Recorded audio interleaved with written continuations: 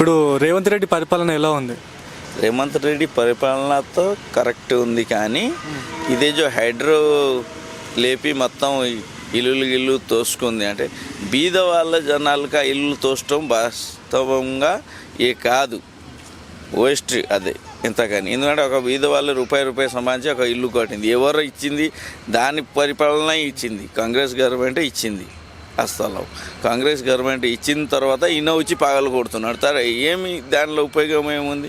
ఒక మనిషి జీవితకాలం సంపాదించి పెద్దగా ఒక ఇల్లు కొడితే ఈయన పగలు కొట్టి నేను 2 లక్షలు ఇస్తా, డబల్ బెడ్రూమ్ ఇస్తా. డబల్ బెడ్రూమ్ నువ్వు ఎవరికి అవసరం? ఫస్ట్ 2 లక్షలు ఎవరికి అవసరం? నువ్వు కట్టింది ఇల్లు పగలు కొట్టింది ఫస్ట్ నీదే తప్పు, ఎవరైతే సరే.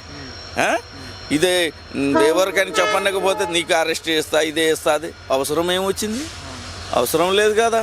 అవసరం ఒకటేమి, బీద వాళ్ళకు రూపాయి సహాయం చెయ్యి, కానీ బీద వాళ్ళ ఇల్లు పగలు కొట్టవద్దు.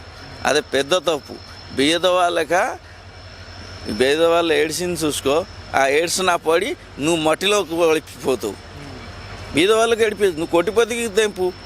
ఎవరికి 10 ఫూట అన్నం పెట్టి ఫుల్ పైసలు ఉంది దానికి తెంపు. బీద వాళ్ళే ఎవరికి ఒక కూలి నాలి చేసి బతికి ఒక గుడిచా ఉంటాడు, దానికి నువ్వు పగలు కొడితే లాభం ఏముంటాడు? దానిలో వేస్ట్, హైడ్రో వేస్ట్. తర్వాత ఇది ఒకటి గవర్నమెంట్ది పెట్టింది ఏమి, ఆ బస్సు ఫ్రీ. ఆడలకు ఫ్రీ ఏమి? ఆడలు ఓటు ఇచ్చింది, మొగోళ్ళకి ఓటు ఇవ్వలే నీకు ఇచ్చింది. ఇద్దరు కానీ సమాన రేటు పెట్టు, లేకపోతే అసలు బంద్ చెయ్యి స్ట్రక్చర్, లేకపోతే మొత్తం ఫ్రీ చెయ్యి. నువ్వు దమ్ము ఉంతా మొత్తం ఫ్రీ చెయ్యి.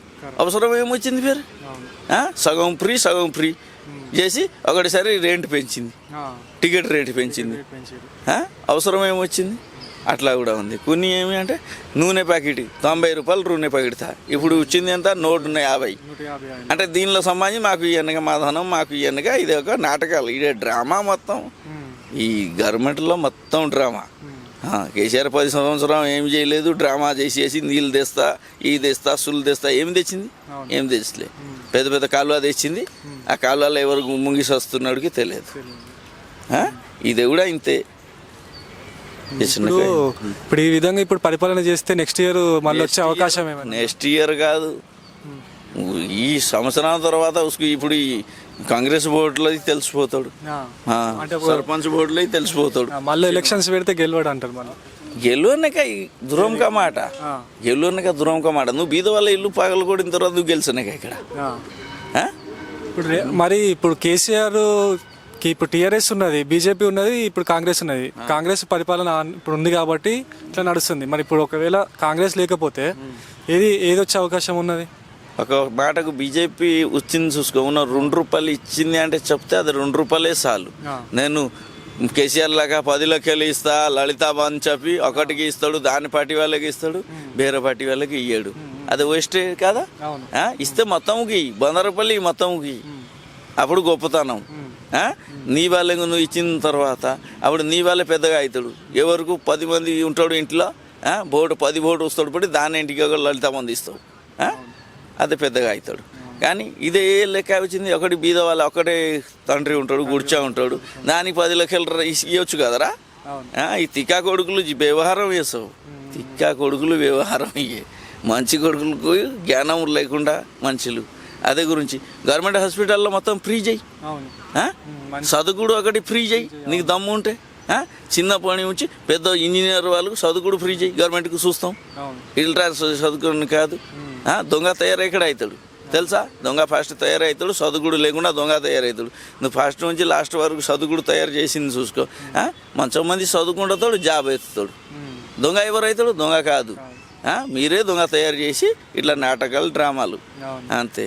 కోర్టుల మీద హాస్పిటళ్ళు, ఇదే కాలేజు, తర్వాత లేకపోతే మెడికల్ కాలేజ్, లేకపోతే ఏదైనా అక్కడికి పెడతాడు, చెప్తాడు మా దగ్గర వచ్చి చదువుకున్న తర్వాత ఫ్రీ చదువుకొని చెప్పి లక్షల మీద ఫీజు చదువుతారు. అదే గేట్ పక్కకే పారిపోవాలి. ఇంకా అక్కడ పోనకేమి ఒకసారి లెక్క కట్టిన తర్వాత లుక్సన్ అయ్యి అప్పు సబ్బు చేసి జాబ్ రాకపోతే ఉన్నాయి దెంగపోతాడు, అంతేవరకే ఉంటాడు. ఇప్పుడు మీ ఉద్దేశంలో నెక్స్ట్ ఏ పార్టీ వస్తే జనాలకు మంచి జరుగుతుంది అని అనుకుంటున్నారు? చూడు, పార్టీ ఏదన్నా రాని దానికి మాకు సమస్య లేదు. ఏ పార్టీ మంచిగా కనపడుతున్నాడు? కేసీఆర్ వచ్చింది 10 సంవత్సరం వేస్ట్, ఈయన వచ్చింది ఇప్పుడు సంవత్సరం అయింది చూస్తే మొత్తం హైడ్రా వచ్చింది, గిడ్రా వచ్చింది చెప్పి మొత్తం పగలు కూడా, ఇది కూడా వేస్ట్. ఇంకా ఎవరికి చూద్దాం? ఒక మాట బీజేపీ ఒకటి ఉంది, అదే వచ్చి ఏదైనా కానీ దాని మధ్యలో ఒకటి క్రమికది పార్టీ ఉంటాడు చూడు, అదేమి పార్టీ ఉంటాడు ఒకటి ఎర్ర జెండా పార్టీ, ఎన్సిపిఐ ఎర్ర జెండా పార్టీ, సిపిఐ సిపిఐ అదే వస్తే కరెక్ట్ అవుతాడు అంతే, ఇంకేం లేదు. ఇప్పుడు డియర్ పబ్లిక్ ఛానల్ని సబ్స్క్రైబ్ చేసుకోమని ఒక్కసారి. సరే, పబ్లిక్ ఛానల్ డియర్ పబ్లిక్ ఛానల్ది సబ్స్క్రైబ్ చేసుకోండి. Okay, thanks. Okay okay.